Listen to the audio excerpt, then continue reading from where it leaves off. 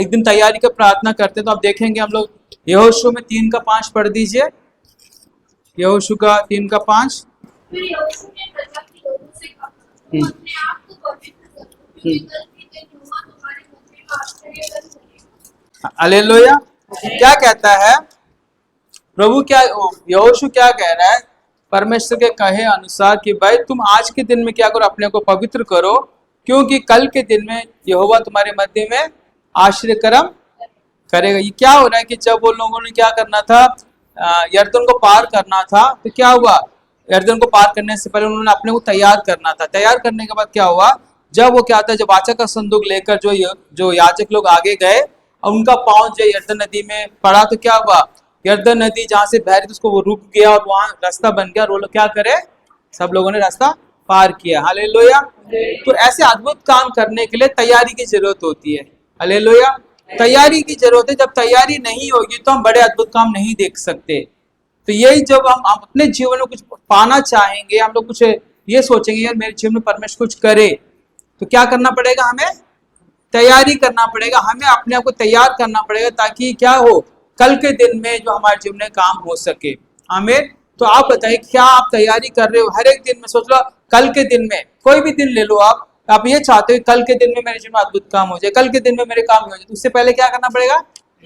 ऐसे तैयारी कर। इसका मतलब कि हर एक दिन तैयारी का दिन है, हर एक दिन तैयारी के दिन है। तो ये बड़े काम, जो अद्भुत काम यरदन को रोकना था, तो इसके लिए लोगों ने, सारी प्रजा ने तैयारी की। तो हम लोग कलीसिया के लोग, हम कितनी तैयारी कर रहे हैं प्रभु के आगमन के लिए, प्रभु के इच्छा को पूरा करने के लिए, या फिर हम तैयारी के दिन को ही हम क्या कर रहे हैं, हल्के में ले रहे हैं चीजें। अगर एक इंसान जिसका मन तरोताजा है ना, उसके लिए हर एक बात जो है प्रभु की बात नहीं लगेगी।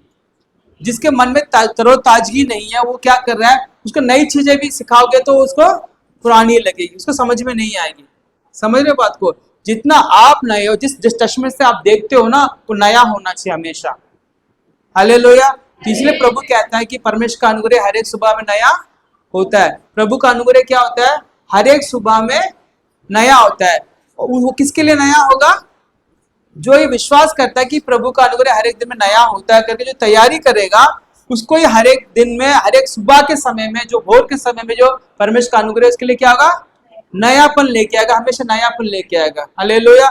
जब सुबह हम उठते हैं, जो भी सुबह होती है, जो वादियों में होता है या फिर खेतों में या फिर गाँवों की सुबह होती है, हमेशा नए तरोताजा होती है। यहाँ शहर में तो हम नहीं देख पाते हैं। क्या हमें लगता है कि भाई जितने भी हर सुबह आप जाओगे, जब हर चीज को देखोगे, झरने को देखोगे, खेतों को देखोगे, क्या वो पुराना लगता है? हर एक दिन में क्या करेगा, वो हमें एहसास दिलाएगा, ठंडी हवा लगेगी, जब हम उस नजारे को देखेंगे, उसको हम अच्छे से देखेंगे, फूल को, पत्तों को देखेंगे, खेतों को देखेंगे, पेड़ों को देखेंगे, चिड़िया का चहकना सुनेंगे, सुनते हैं ना, कैसे लगेगा? हमारे कानों को, हमारे आंखों को, हमारे जो जी को क्या नया ताजगी देता रहेगा। ये सच्ची बात है ना, क्योंकि वो हर सुबह जब नएपन को ढूंढकर जाएगा, उसके लिए नयापन मिलेगा। सेम ऐसे जो इंसान प्रभु के अनुग्रह को नए तरीके से ढूंढना शुरू करेगा, वो हमेशा नया तरोताजा हमेशा रहेगा। समझे? और परमेश्वर का जो अनुग्रह, तो जो नेचर है, जो प्रकृति के जो नएपन से भी कई गुना नयापन है उसमें। हालेलुया। तो मैं कहना चाह रहा हूँ कि जब आज के दिन में आप तैयारी करोगे, तो कल के दिन में परमेश्वर आपके जो अद्भुत काम करेगा। वो तैयारी का दिन कहाँ है? कहाँ आप तैयारी कर रहे हो? कहाँ आप लोग तैयार तो नहीं हो, आप तैयारी तो नहीं कर रहे हो। तो ऐसे समय में आप और मैं ये सोचें कि यार हम तैयारी तो नहीं कर रहे, मगर परमेश्वर हमारे जीवन में बड़ा नया काम कर दे। क्या ये हो सकता है? क्या होगा ये? आप बताइए मेरे से, क्या ऐसा होगा? चाहे वो पास्टर हो या विश्वासी हो, कितना बड़ा भविष्य दुखता हो, कोई भी क्यों ना हो, अगर वो लोग खुद तैयार नहीं है, तो परमेश्वर के नए अनुग्रह को, नए ताजगी को नहीं पा सकते हैं। ये आप अच्छे से समझ लीजिए। परमेश्वर जो है ना, धोखा नहीं देता, वो साफ बोलता है, वचन साफ तरीके से बोलता है कि आप अपने को तैयार कीजिए। तो आप में से कितने लोग अपने को तैयारी पे जुटे हुए? क्या नहीं, मैं हर एक दिन में अपने को तैयार करूंगा।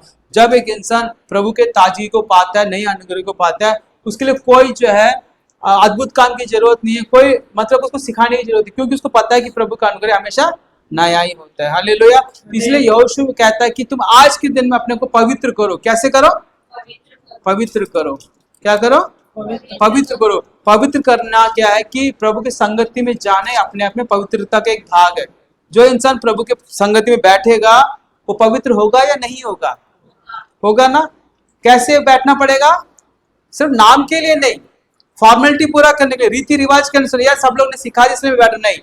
मेरे को प्रभु के पास प्यास के साथ और एक मतलब एक चाहत के साथ प्रभु के चरणों में बैठेंगे, तब जो है हमारे जीवन में बदलाव होगा।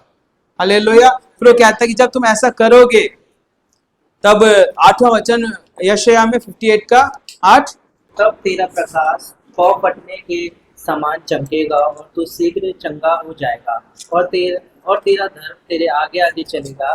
यहोवा का तेज तेरे पीछे रक्षा करते चलेगा। क्या लिखा है कि तब तेरा प्रकाश क्या करेगा? पाँव फटने के समान चमकेगा। हालेलुया। जब हम तैयारी करते हैं, प्रभु के सामने अपने को तैयार करते हैं, हम अपने दिल को, दिमाग को, अपने शरीर को, अपने आत्मा को, हमारे कानों को, मुंह को, हाथों को तैयार करते हैं, समर्पण करते हैं, पवित्र करते हैं और प्रभु में आगे बढ़ने की कोशिश करते हैं, तो क्या होता है उस समय? परमेश्वर का जो प्रकाश जो है ना, जो हमारे लिए है, प्रकाश तो परमेश्वर की ओर से आएगा, ठीक है ना, मगर प्रकाश हमारे लिए है। आप सबके लिए अलग अलग प्रकाश है। आपका प्रकाश मतलब आपका है, आपका प्रकाश है तो वो आपके लिए, सबके लिए अलग अलग प्रकाश है। जो आपकी तैयारी के अनुसार होगा, वो पाँव फटने के समान आपके ऊपर क्या करेगा? प्रकाशित होगा। इस बात को आप समझिए, क्योंकि वचन कहता है कि मैं ही जगत की ज्योति हूँ, मैं ही सच्ची ज्योति, जो मेरे पीछे हो लेगा वो अंधकार में नहीं चलेगा मगर जीवन की ज्योति को पाएगा। यीशु मसीह अपने आप में क्या बहुत बड़ा प्रकाश है, सच्ची ज्योति है। तो जब उसके पीछे चलेगा तो हमारे हिस्से का जो प्रकाश है वो हमारे लिए आएगा, पाँव फटने के समान आएगा। तब क्या होगा?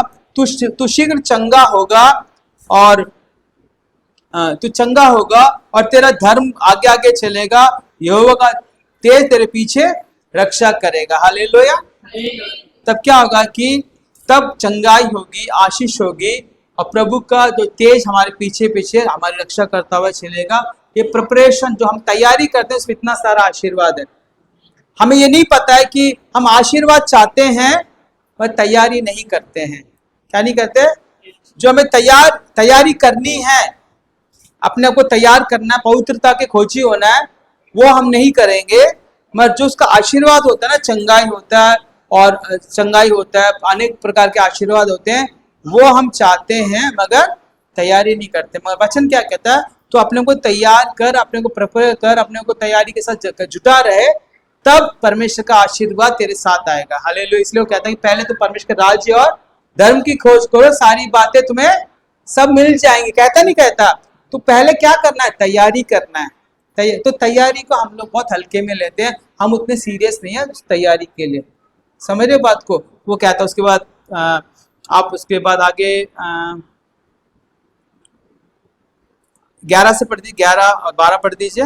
यहोवा तुझे लगातार चलेगा और अकाल के समय तुझे तृप्त और तेरी हड्डियों को हरी भरी करेगा, और तू सींची हुई बाली और ऐसे सोते के समान होगा जिसका जल कभी नहीं सूखता। बस क्या लिखा है? यहोवा क्या कहता है? यहोवा तुझे लगातार लिए चलेगा और अकाल के समय तुझे तृप्त और तेरी हड्डियों को हरी भरी करेगा। हालेलुया। जब हम तैयारी करेंगे, जब हम लोग तैयार प्रभु के सामने प्रिपेयर करेंगे, समर्पण करेंगे, पवित्रता के खोजी होंगे, तब प्रभु का वचन कहता है कि तब यहोवा तुझे लगातार लिए चलेगा। क्या करेगा? चंगाई भी आएगी, आशीर्वाद भी आएगा, प्रभु आपको लिए चलेगा। वचन कहता है अकाल के समय में भी तेरे को क्या तृप्त करेगा, तेरे को खाने पीने की कमी घटी नहीं होगी, तेरे हड्डियों का हरी भरी रखेगा। हालेलुया। मतलब हमारी हड्डी को क्या करेगा प्रभु? मतलब उसको सुरक्षा करेगा। हमारे शरीर में भी, हमारे हड्डियों में भी, हमारे आत्मा में भी, हर चीज में प्रभु आशीष देना चाहता है, मगर तैयारी कहाँ है? प्रभु का ही सवाल है। फिर वो कहता है नीचे, तेरे वंश के लोगों नहीं, वो कहता है कि तेरी तू सींची हुई बारी के समान होगा, तू ऐसे सोते के समान होगा जिसका जल कभी भी नहीं सूखेगा। ठीक है। फिर तेरे वंश के लोग बहुत काल के उजड़े हुए स्थानों को फिर बसाएंगे। तेरे जो बच्चे लोग क्या करेंगे? जहाँ उजड़ी हुई, जो बिल्कुल समाप्त हुए चीजों को भी क्या करेगा? तुम लोग, तुम्हारे बच्चे लोग उसको बना पाएंगे। हालेलुया। तू पीढ़ी पीढ़ी के पड़ी हुई नींव पर घर उठाएगा। तेरा नाम टूटे हुए बाड़े का सुधारक और पाथों का ठीक करने वाला पड़ेगा। पत्थरों को ठीक करते। क्या लिखा है कि तू क्या करेगा? तू तेरी पीढ़ी के लोग क्या करेंगे? उजड़े हुए चीजों को दोबारा से बना देंगे और तेरे लोग, तेरे क्या होंगे? तेरा नाम क्या पड़ेगा? टूटे हुए लोगों का, जिसको बाढ़ सुधारक होते हैं ना, जब एक बंदा प्रभु के सामने तैयारी करता है तो वो क्या तैयारी सिर्फ अपने लिए नहीं करता है, अपने लिए नहीं करता, दूसरों के लिए सुधार का काम करता है। आप अगर आप अपने को तैयार करोगे तो सिर्फ आप अपने लिए तैयारी नहीं कर रहे हो, दूसरों के लिए भी क्या कर रहे हो, रास्ता बना रहे हो, दूसरों के सुधारक कहे जाओगे।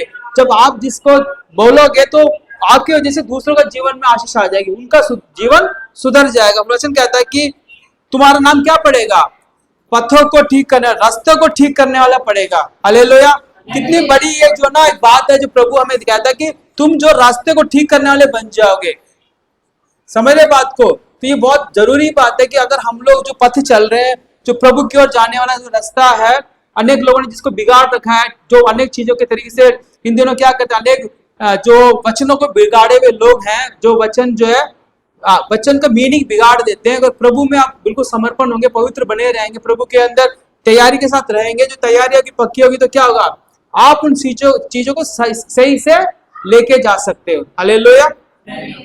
मगर इसके लिए कंडीशन क्या है, तैयारी। हालेलुया। समझ रहे बात को? हम लोग अपने आप को तैयार करने के लिए समय लगता है, क्या करते हैं हम, ड्रेस को पहनने में, ठीक है, नहाने धोने में, सब कुछ की तैयारी को जितना हम टाइम देते हैं ना, उतना टाइम क्या प्रभु के अंदर हम तैयारी के लिए देते हैं क्या? समझ लो कि आपको रोज जो है कॉलेज जाने के लिए या स्कूल जाने के लिए, काम पे जाने के लिए 15 से 20 मिनट, आधा घंटा तैयारी के लिए लगता है, ठीक? उसको रेगुलर करते हो। क्या आत्मिक जीवन में क्या हम तैयारी करते हैं? 10 बार तुम शीशे को देखेंगे कि भाई मेरा चेहरा कैसा, मेरा कपड़ा कैसा, देखेंगे, ईमानदारी से बोल, है कि नहीं? मगर आत्मिक चीजों में हम तैयारी करते हैं क्या? आत्मिकता में हमारी आईना क्या है, बाइबल है। अपने को तैयार करके क्या हम बाइबल के सामने अपने अपने जीवन को खड़ा करते हैं कि कैसे वो बिल्कुल ठीक है क्या तैयारी है? हम तैयारी नहीं कर रहे हैं तो हम कैसे सुधारक हो सकते हैं? दूसरों को हम लोग क्या पथों को ठीक कैसे कर सकते हैं? दूसरों का जुबान कैसे तोड़ सकते हैं? ये बताइए, आप सवाल है ये। पर इस समय में देखो, मैं आपको दोष नहीं लगा रहा हूं, मैं आपको ये बताना चाहता हूं कि आप लोगों के अंदर अपने आप में प्रभु है, इस वजह से आप अपने आप में जिम्मेदार व्यक्ति हो। मेरे लिए नहीं, मगर प्रभु के प्रति जो है आप एक जिम्मेदार, एक बेटा और बेटी हो प्रभु के लिए। समझ? इसलिए इस बात को सोचिए, समझिए कि हम क्या तैयारी कर रहे हैं, क्या तैयारी कीजिए। और तैयारी के लिए क्या है, बहुत ज्यादा जरूरी, उपवास रखना। क्या करना? उपवास रखने से क्या होगा, हमारे जो शरीर के जो इंद्रियां हैं, जो हमारे जो इमोशंस हैं, या फिर जो चीजें हम अपने आप को कंट्रोल कर सकते हैं। अपने पेट को कंट्रोल करेंगे, अपनी जुबान को कंट्रोल करेंगे, अपने आंखों को कंट्रोल करेंगे, अपने कानों को कंट्रोल करेंगे, अपने हाथों को कंट्रोल करेंगे, हमारे दिल दिमाग को कंट्रोल करेंगे, ताकि जो क्या उसको कंट्रोल करके प्रभु के अधीन बना देंगे, ताकि जो प्रभु की इच्छा उसी को हम करने वाले बन जाए। Hallelujah, hallelujah. तो आपके पास एक चैलेंज है, आज के दिन में एक चैलेंज छोड़ रहा हूं, मैं आपके पास दे रहा हूं कि आप अपने को कितना तैयार करोगे। तैयार करने के बाद जो आपके जीवन में सोच कर देखिए, क्या ऐसी बातें जो आपके जीवन में, जो ऐसी आदतें जो आप छोड़ नहीं पा रहे हो, कुछ भी हो सकता है, उसको क्या कीजिए आप तैयार, उसको उसके लिए जो उसके विरोध में खड़े होकर अपनी तैयारी कीजिए कि वो सारी बातें जो आपको प्रभु में आगे बढ़ने के लिए रोकती, उसको क्या कीजिए, अपने जीवन से लात मारकर दूर कर दीजिए। हालेलुया। ऐसा हो सकता है क्या? अगर आप चाहोगे तो निश्चय परमेश्वर आपके साथ खड़ा हुआ है। इसलिए आइए हम आंखें बंद करें, प्रभु से प्रार्थना करें।